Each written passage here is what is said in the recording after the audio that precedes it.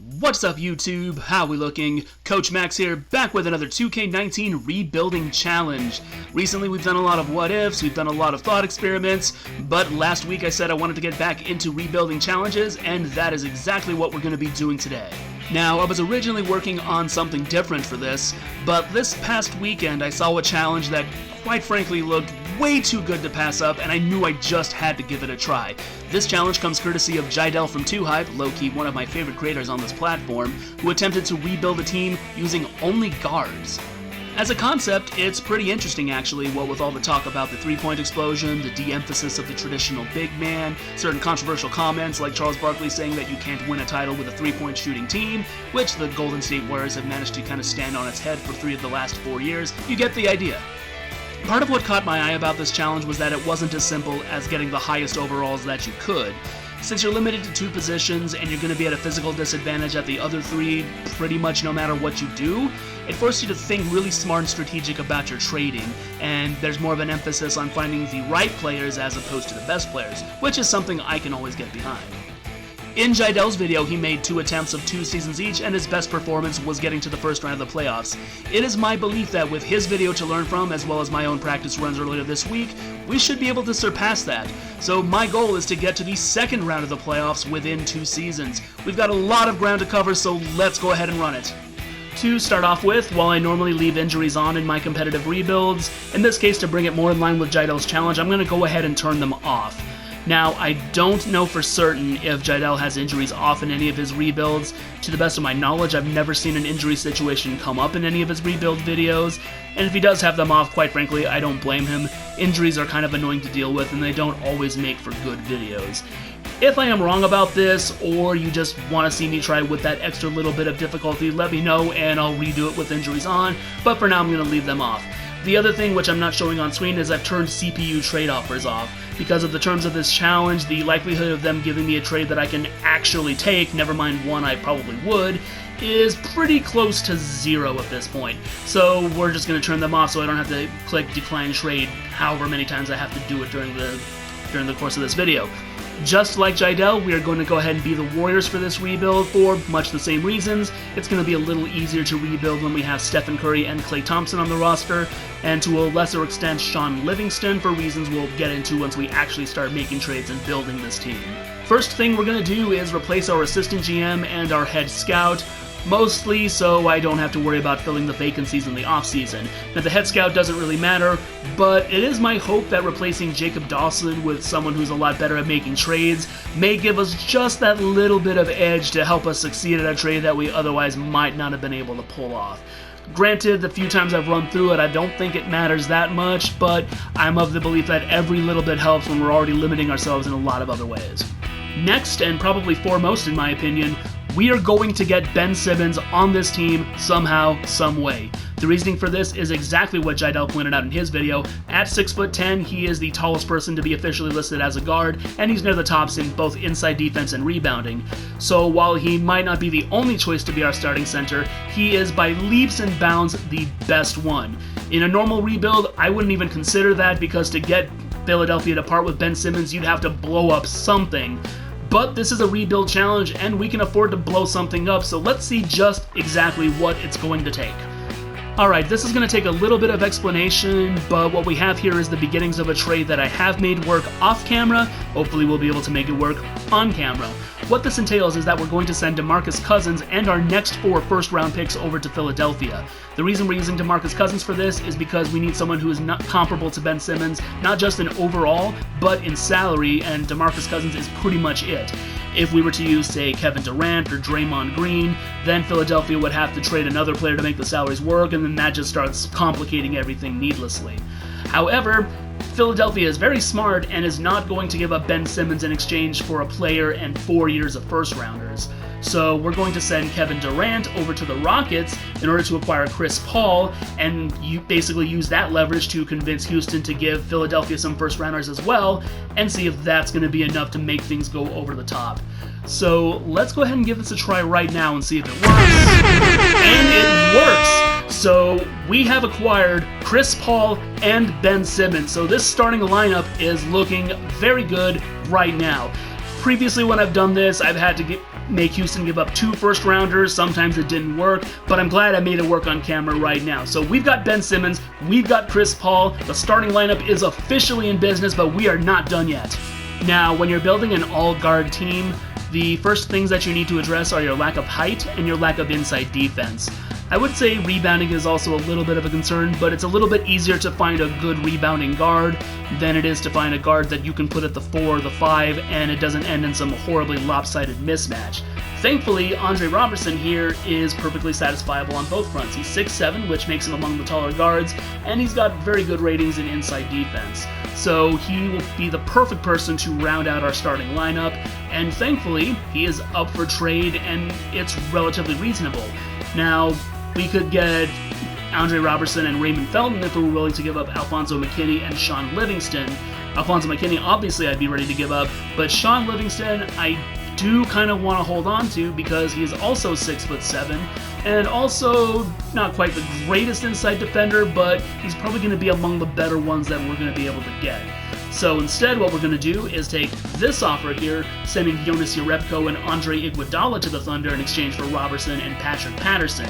Now, Patrick Patterson we're obviously not going to keep, so right now I'm going to decide whether I'm just going to waive him and eat the salary, or hold on to him and see if I can trade him for another guard, around December 15th or whenever it is that the recently traded people will be available to be traded again.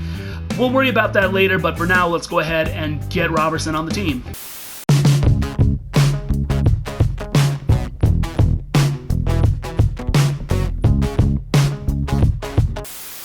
Alright, here is how the new-look Golden State Guardsman will be for the first season of this rebuild challenge. The primary ball handler among ball handlers will be Chris Paul. On the wings will be the Splash Brothers Curry and Thompson. Andre Robertson at the 4, Ben Simmons at the 5. Darren Collison is listed as the 6th man, but for the most part he'll just be backing up Chris Paul at point guard. Tyreke Evans and DeLon Wright are going to be the utility players, spending time bouncing between the 2, the 3, and the 4 for the second unit. Tony Allen will be the primary lockdown defender. He'll be also spending some time at the 2 and the 3. And Sean Livingston will round things out on the bench. For the most part, he will just be the team's backup center. In the reserves will be Quinn Cook, Michael Carter-Williams, and Javon Carter. Jacob Evans and Edmund Sumner are going to be spending at least most of the first half of the season in the G League, and our two-way players Damian Lee and Troy Capane will be spending pretty much the whole season in the G League. But that's not the only change we're making to the lineup as far as things go. Let's actually go to the other screens. So these are settings I don't tinker with very often, but I figure we're going to give it a try. We're going to send help defense up to 80 because there's going to need to be a lot of it with this team. And we're also going to be running more zone than I'm used to, setting it at 25% or whatever this actually means. Now, normally we would probably put this up a lot more, but this is the NBA and almost every team has a couple of knockdown shooters, so I don't want to run zone for the whole game because I figured there are going to be a lot of good teams like the Rockets, for example, who are just going to shoot us right out of it, so that's not going to be a point. As far as the points of emphasis, Steph Curry is going to be the first option, Klay Thompson is the second, Ben Simmons is the third. The reason for that is because I want Chris Paul focusing on distributing and defense, and Andre Robertson to focus on, well, defense for the most part. We're also going to run a very up-tempo game since we do have guards and most of them are fast. Let's try and take advantage of that. For offensive rebounding, some of them are going to crash, see if we can actually get some boards, though I'm not super optimistic about our chances there. As far as defense, we're going to play physical, we're going to play fast, and we are going to crash the defensive glass because we're going to need all the help we can get to get rebounds and limit possessions for the other team. Now, that's actually not all we're going to do. Let's actually take a look at the advanced rotations, because if we just leave this to 2K, it's going to be complete chaos, and I don't trust it. So, taking a look at the advanced rotations, you can see that Chris Paul is going to be spending most of the time at point guard, except for a couple minutes over in the third where we're just going to throw a new look at them and have him play shooting guard. Steph Curry is going to spend most of it at the 2, where he can have a little bit more room to maneuver, though, again, there's going to be a little bit in the third quarter where he's actually going to play small forward, which would be a horrible matchup because he's not really suited for that. Klay Thompson is starting at the 3, mostly to give him a little bit more room to move, same with Steph Curry, though he is going to be backing up things at power forward because he is very good on defense. so he's pretty much going to be playing the 4 whenever Andre Robertson is not there. Ben Simmons is mostly going to play center, and that's just what he's going to do. As far as the second unit goes, they're all going to spend some time on the court at the same time for a little bit in the second quarter and a little bit in the fourth. But in the first and the third, they're just going to be kind of spending time wherever they can just to give everybody a breather for the most part. Really, the bench is getting maybe a little bit more time than I think, except for maybe the 6th man, because usually they get more minutes. But really, Darren Collison is only really here to back up Chris Paul. He's a little too small to be running a little bit more of a free offense like most of the rest of the team would. And Sean Livingston, while he's decent of a defender, he's really not going to be as much of a defender as Andre Robertson or Klay Thompson for the most part, so he's mostly the backup center just by bulk for the most part. So we're going to try and run with this and see how it works. Now, I have compared this to letting 2K set the lineups, and there's been a little bit of a difference, but I would like to think that this is going to give us a little bit more of an edge. Now, we do have a little bit of more tinkering to do. Let's get on with that. One other thing we're going to do, I don't know if Jiedel did it off screen, but I'm going to do it anyway, is we're going to change our system of play. I don't think balanced is going to cut it, since with the exception of Ben Simmons, we are going to have matchup problems against a high school team, never mind everything else we're going to face in the NBA. So I want a system that is going to have a little bit more of an emphasis on our speed and probably our shooting, and I think pace and space is going to be the best option for that. Andre Robertson is in the yellow, but that can't be helped. He's really only good for a more defensive system, and that would actually waste the talents of everybody else. We are just about ready to get things started here. Our team chemistry is not in a very good state as usual. In a rebuild challenge like this, we need every advantage we can get, so hopefully we can get some early W's and start getting it back to where we need it to go. As usual, we'll be sitting to the All-Star Draft. That's usually a good place where we stop and see who makes the All-Star team. This time around, we may actually have some people in it, who knows. Now, I've run through this several times, and every single time I've done it, it's gone somewhat differently, so even without injuries, I'm going to be keeping my fingers crossed and hoping things work out. That being said, there's nothing left for it but to start this train a-rolling, so, ready, break! And we do get a win over the Thunder to start off with, and we get a win over the Jazz, so that's 2 in a row, 3 in a row, 4 in a row. This is probably one of the best starts I've seen. We do take a loss to the Wizards, though, but we get right back to winning against the Knicks and the Nets and the Bulls. At 8-1, this is probably the best start I've seen in any capacity. I'm hoping this is not jinxing things for later on in the season. We are 10-2 in the first 12 games of the season. We have yet to lose more than 1 in a row. Boy, I'm knocking on wood, hoping I didn't jinx it. Well, I just did, but hey, it's against the Rockets, so I guess we can't complain. But we've hit our goal. Our chemistry is definitely swimming along very nicely. Things are going very well. So unless something interesting happens between now and then, but I can't honestly think of anything that will, I will see you at the All-Star Draft. Stephen Curry makes the All-Star team, which is not at all surprising.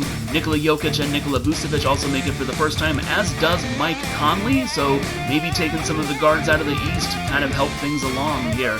But that is not the most important thing. What is important is, I don't know what we did right, but we are 37-15 at this point in the season. I honestly thought we were going to be struggling a lot harder. It used to be that it was touch and go whether we would even win 37 games or not, so I don't know what we did right, but I hope we can keep on doing it. And we are currently the 2nd seed in the playoff picture, just 1 game behind the Rockets. This is honestly a lot better than I hoped we could do. Let's actually check the stats real quick, because I'm kind of curious to see if maybe we just had a bunch of explosions in this to justify it.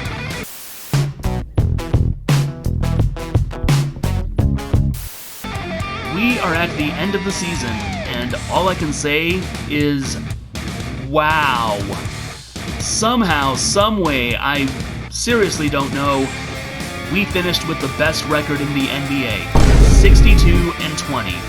An all-guard team, well, okay, all guards and Ben Simmons if you want to get really technical, is somehow the best team in the NBA. I need a moment to let that sink in. In all of the run-throughs I have done of this, I have never come anywhere near this mark. In fact, I think with any of the rebuilds I've done, I don't think I've come anywhere near this mark ever, so this might be a record-setting performance for me. I'd have to go back and check, to be honest. If anyone's watched more of my videos, can you let me know in the comment section if I've ever broken 60 wins in a rebuild. Anyway, on more happier, less mind-blowing notes, well, I don't know why it's less mind-blowing, Nikola Jokic is the regular season MVP with 23.5 points, 14.5 rebounds, 8 assists, a steal and a half, and a block and a half. MVP-worthy numbers, very well deserved. I do think Giannis is going to win it for real this year, but who knows. Trae Young is Rookie of the Year, averaging 26.5 points, 3 rebounds, 7.5 assists.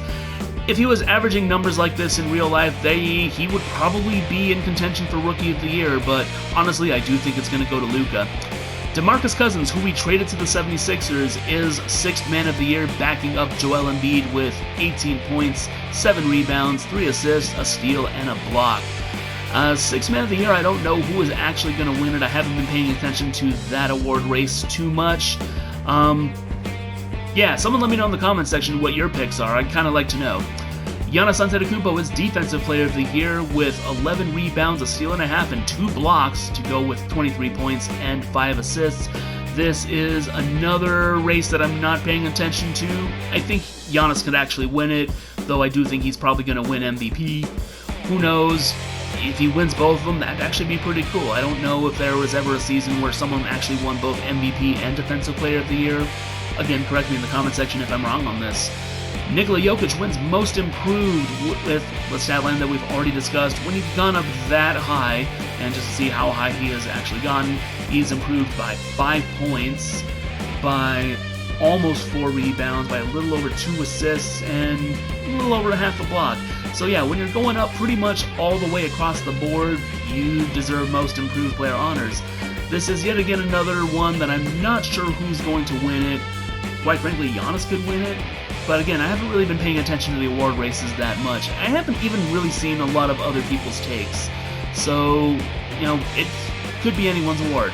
And Coach of the Year is obviously Steve Kerr. As I mentioned, we have the best record in the NBA, 62-20. Crazy. So, as far as the All-NBA teams go, this is probably going to be a little bit interesting because we technically do have, 10 guys who are going to be competing for 6 spots, so let's see who makes it. On the first team, we have Russell Westbrook, James Harden, LeBron James, Giannis Antetokounmpo, and Nikola Jokic. On the second team, we do have Steph Curry, along with John Wall, Kawhi Leonard, Paul George, and Anthony Davis. And on the third team, we have Mike Conley, Ben Simmons, Kevin Durant, Blake Griffin, and Nikola Vucevic. So we do have Ben Simmons and Steph Curry as all NBA team members. On the all-defensive team, we have John Wall, Victor Oladipo, Giannis Antetokounmpo, Draymond Green, and Anthony Davis. And on the second team, Russell Westbrook, Drew Holiday, Kawhi Leonard, LeBron James, and Rudy Gobert. And your all-rookie teams, Trae Young, Luka Doncic, DeAndre Ayton, Colin Sexton, Marvin Bagley III, Jaren Jackson Jr., Wendell Carter Jr., Shai Gilgeous-Alexander, Jalen Brunson, and Mo Bamba. So as far as the playoff picture goes, we are the first seed going up against the Clippers. This is a very interesting matchup. I think this is actually the matchup that we're dealing with in real life here. Correct me if I'm wrong on this. And as far as other surprises, not a whole lot. The Timberwolves actually break through to the 7th seed, but they're probably going to get swept by the Rockets. Over in the East, Cleveland somehow makes it to the 8th seed, probably on the back of Colin Sexton and Kevin Love, who knows. The Bucks are only the 5th seed, and they're going up against the Raptors, so 2 of the heavy favorites are right there. Philadelphia is the 2nd seed. I kind of predict them to go because they do have DeMarcus Cousins and Joel Embiid, along with their usual lineup of talent. But since we did take Ben Simmons, who knows? The Wizards are actually the 3rd seed, since in this version of NBA, John Wall doesn't get injured and miss pretty much the entire second half of the season. And the Pistons are the 6th seed, so the East Conference race is going to be pretty good, but we are going to be primarily concerned with the West. So give me one moment and double check the roster and make sure I didn't make any weird things happen, and let's get this show on the road. Alright, so we're going to simulate these games in Simcast because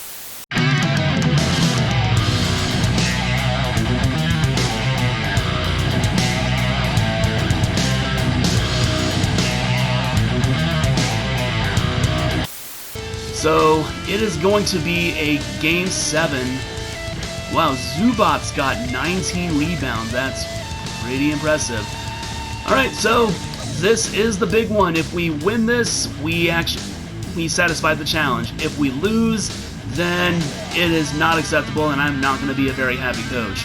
So let's keep our fingers crossed, and no, wow.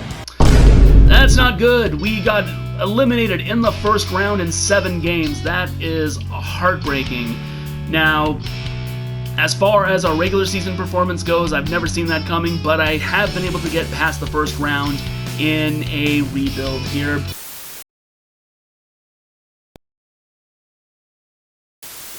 Alright, since we pretty much have no cap space to play with, we're just going to take all the team options. We're pretty much standing pat with the team that we have, and this pretty much kind of covers all that. Let's go past that. And qualifying offers, we're going to extend them to, yeah, pretty much everybody because most of this team is good. There is a possibility that DeLon Wright is going to be picked up with his 79 overall, but it's also possible he's going to want way too much money and no one's going to take him. Same thing with Quinn Cook and his 77 overall. Troy Capane, yeah, he's probably going to stick with us. We'll see what we get. If we get things, great. If not, we're not too worried. Again, most of the core of the roster is locked up, but the big thing we're going to have to do is re-sign Klay Thompson. Now, since we do have bird rights on him, that is actually doable. We actually have bird on DeLon Wright, so that also helps too. But we're just going to let the qualifying offer go and see who tries to pick him up. It is restricted, so we do have rights. But as far as Klay Thompson goes, we're pretty much going to give everything to him. Hey, it's the last season of this challenge, so we can't hold anything back. So just watch those numbers go all the way up, all the way up, all the way up. And just to make it more sweet, we'll give him a player option and a no-trade clause, because we're not trading Klay Thompson. He is very important to the future of this team. This is pretty much going to be the only contract I actually offer, so let's see if he takes it. And he does. That's good. Tyreek Evans, we're probably going to go ahead and renounce his rights, because I don't think he's going to actually stick around, and I'm not planning to re-sign him. Tony Allen, the same for the most part. Maybe we will pick him up if we have space. That will pretty much depend on a few things. We're going to also go ahead and renounce the Andrew Bogut trade exception. So let's just pretty much kind of mash the options button and get through the rest of free agency here. Again, all that. Alright, so we now have a roster of 10 players, and we do have a whole bunch of qualifying offers waiting too, so our roster is pretty much set. Let's just keep mashing it until things actually go. DeLon Wright is prepared to accept an offer from the Cavaliers and will be given the opportunity to match the contract. So he is 2 years and $13 million. Can we match it? Because, you know, we do have Bird on him, if I remember correctly. Yes, we do have Bird, so we can actually go over.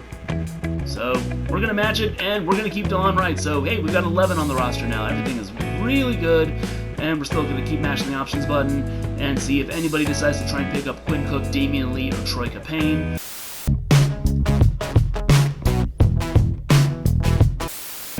Alright, we are just about ready to begin Season 2. Let's take a look at the new lineup.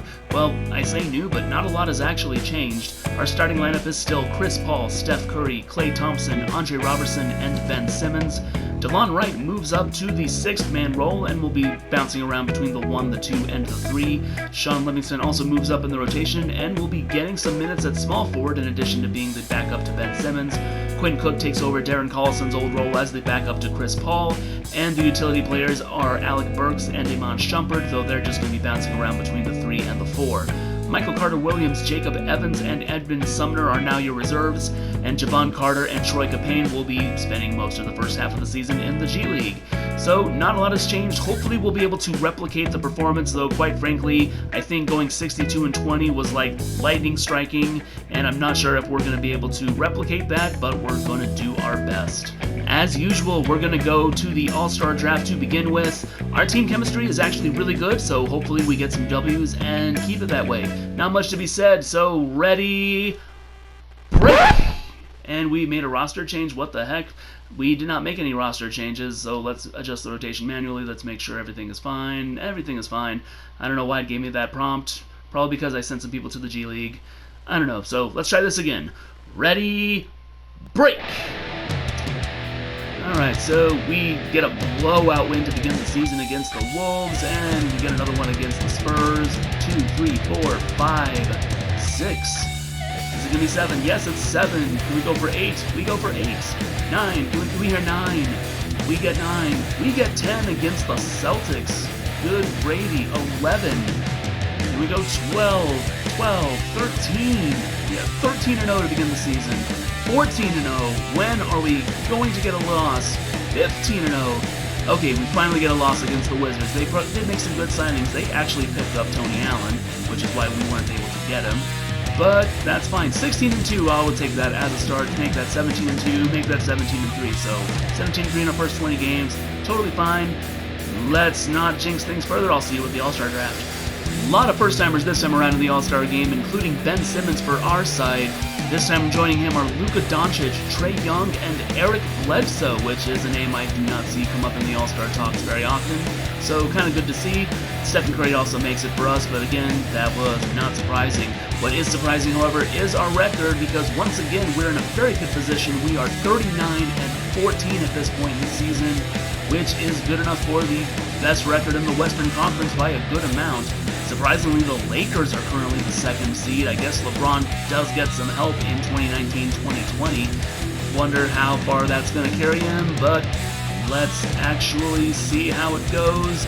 Well, it's not 62-20, but it is 61-21, so the All-Guard team wins 60 games for the second time in a row, which honestly is pretty impressive. I'm very happy with that performance.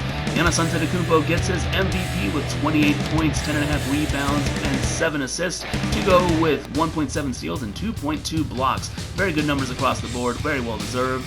2K Generic is Rookie of the Year, averaging 10.5 points, 9 rebounds, and yeah, that's pretty much really about it. Not the greatest numbers, definitely not Trae Young numbers, but, well, what is? De'Aaron Fox is 6th Man of the Year, averaging 13 points, 3 rebounds, and 7 assists. I wonder who is actually the point guard for this team, because I could have sworn De'Aaron Fox was starting. They must have signed somebody big in free agency. I kind of wonder if we're going to run into them in the playoffs. I don't even know if the Kings made the playoffs. I haven't really checked the seedings. Giannis Antetokounmpo wins his 2nd straight Defensive Player of the Year, and Markelle Fultz wins Most Improved with 17.5 points, 5 rebounds, and just under 6 assists. Now, obviously it has to be somewhat improved because, well, we all know last season he didn't really play. But then again, in this version of NBA history, he did play, and he averaged 13.2 points, 3.5 rebounds, and 4 assists for the Magic. Perfectly respectable numbers. They're just not first overall pick numbers. If he keeps doing this, he's probably going to be considered the next Andrew Wiggins. Except I'm pretty sure Andrew Wiggins had at least had a few really good games under his belt at some point. Who knows, considering the way they talk to him. Steve Kerr is once again Coach of the Year with our 61-21 record. This actually might be the best in the NBA. I don't know. Honestly, I didn't check the standings. So let's see how the all-NBA teams broken down. Steph Curry is on the first team along with James Harden, Giannis Antetokounmpo, LeBron James, and Nikola Jokic. On the second team, Damian Lillard, Ben Simmons, Kawhi Leonard, Kevin Durant, and Anthony Davis. And on the third team, Russell Westbrook, Trae Young, Paul George, Luka Doncic, and DeMarcus Cousins, who went to the Brooklyn Nets, which is pretty interesting. In fact, let's double back here. Kevin Durant went to the Sixers, so the Sixers lost Boogie, but they picked up KD, which is honestly pretty interesting. You don't see that happen very often. Anyway, the all-defensive team, Russell Westbrook, Victor Oladipo, Giannis Antetokounmpo, Kawhi Leonard, and Rudy Gobert. And on the all-defensive second team, Chris Paul makes it, so we get a little bit more representation, along with John Wall, Paul George, Draymond Green, and Anthony Davis. Draymond Green actually ended up on the Pacers. Wait, that is where I traded him, so that is pretty much to point. And the all-rookie teams are mostly 2K generics, though we do have Frank Jackson actually breaking through. Isaac Humphries, I can't remember if he is a generic. I don't think he is. Well, he's undrafted, so I'm going to assume he was a generic. And Jonah Bolden for the 76ers also makes the all-rookie second team. Dante DiVincenzo and Robert Williams. So not a lot of 2K generics this time. Some of the people who didn't play last season ended up making it. Alright, so here is the playoff picture, which for us is not looking very good because we have to deal with the OKC Thunder in the first round.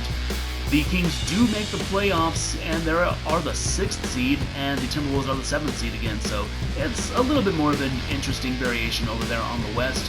In the East, it's Toronto versus Cleveland in the battle of 1 versus 8. The Hawks are the 5th seed behind the scoring of Trae Young and assumably Kevin Huerter. Brooklyn makes it as the 6th seed. They have to go up against Boston, and it's the Bucks versus the Pacers. So some really good matchups, but a lot of the early favorites are probably going to get knocked around or move up. Who knows?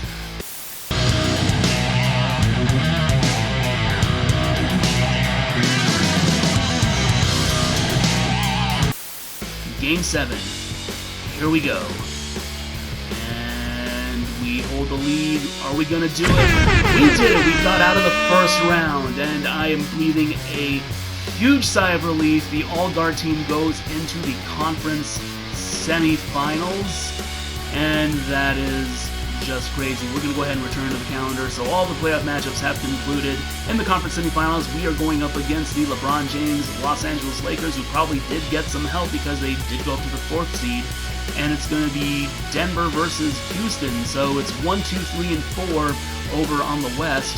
The East looks a little bit more interesting. The 1st-seeded Raptors got swept by the Cavaliers without LeBron, so I don't know what Kyle Lowry's excuse is this time, and they have to go up against the 76ers with Kevin Durant, and it's going to be Bucks versus Celtics, so another really good matchup there.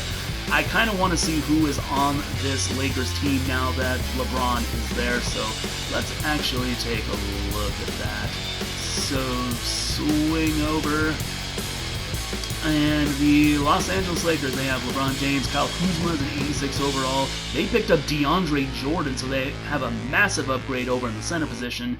Brandon Ingram is still doing good at 85. Lonzo Ball is an 84, so he just blew up. They also have Bobby Portis, Jabari Parker, Josh Hart, Dwayne Dedman, Isaac Bonga. Probably spent a lot of time in the G League, and he's something really, really good. Matthew Dellavedova, Del Webb, probably 2K generic. So, yeah, this is a really good team. That starting lineup looks pretty fearsome.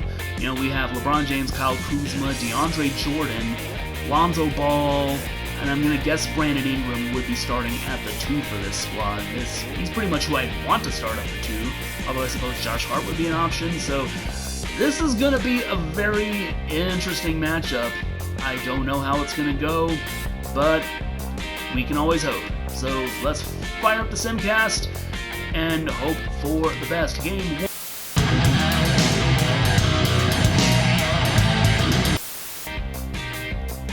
I do want to try and take at least one game from these guys. If we can just take one game, I'm going to be okay with that. And we're going to take one game. That's fine. So, very good. 2-1 going into Game 4 in Los Angeles.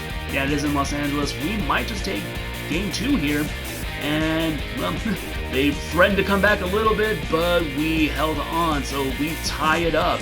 We lost our home games, but we won on the road. I wonder if that means we're going to win the series based off of that. Let's keep our fingers crossed. We come out ahead in Game 3, and can we hold the lead? We hold the lead, so 3-2. We turned around, and we have the series lead. We are one game away from the conference finals after being down 2-0. Can we do it this time? We do it. We took out the LeBron James Lakers. Ben Simmons with a triple-double, getting us into the conference finals in really good fashion. Again, the only downside is we have to deal with either Nikola Jokic and the Nuggets or James Harden and the Rockets.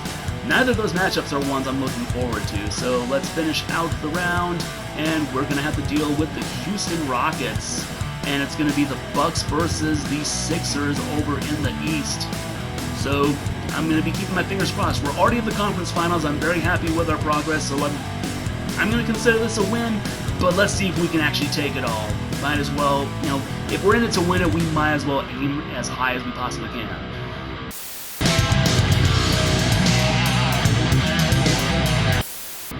Two wins to continue on. Can we do it? Another back and forth game, and we squeak out a win to force Game 7 in the conference finals. The all-guard team is hanging in there, you guys. This is amazing. Can we actually pull out the upset of all upsets here in Game 7 of the conference finals? Well, it's pretty much as soon as I said it, it doesn't look like it's going to happen. We lose by 6 points. The Golden State Warriors have been eliminated behind James Harden's 31 points. Let's simulate the last round, see if the Rockets actually go on to win the NBA Finals. They don't. They lose to the 76ers. I wonder if Kevin Durant will be the Finals MVP. Yes, Kevin Durant is the Finals MVP, averaging 34 points in the Finals to go with 6 assists, 6 rebounds, and 5 assists. That is crazy. But honestly, what is crazier is that we took a team of all guards, or at the very least, Ben Simmons and a whole bunch of guards, and we went the distance, going 7 games in the conference finals in the West of all places. You know, normally you can think that a team of all guards, a team as flawed as one of all guards, couldn't possibly have gotten this far, but somehow we made it happen. So I didn't really like the original outro I recorded for this video. It was very late at night and I got very rambly, so let's keep it simple and just bring it in right now. Thank you all for watching, especially if you made it through all the way from beginning to end. You are amazing. If you liked what you saw, hit that like button as hard as you can. If you've got ideas for other rebuilding challenges you want me to try, let me know in the comments section. And please, please, please hit that subscribe button as well. I am trying to grow this channel and every little bit helps. Once again, thank you all for watching. That's all for now. Until next time, take care, y'all.